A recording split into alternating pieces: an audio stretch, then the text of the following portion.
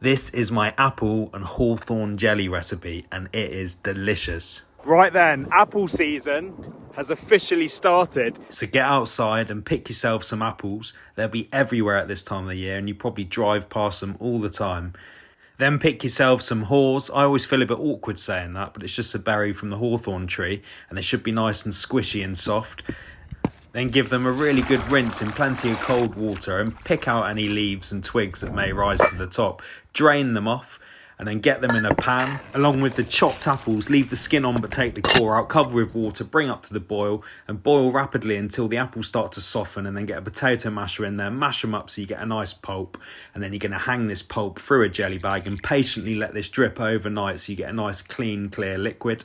This pulp here, don't waste it, rub it through a sieve, get the seeds out, and you can use that for other things like fruit leather, etc. And then you're going to add your sugar to your kind of haw liquid, add the juice of half a lemon, bring this up to the boil. Sorry, I've got the giggles. And then simmer it until it reaches 104 to 105 degrees.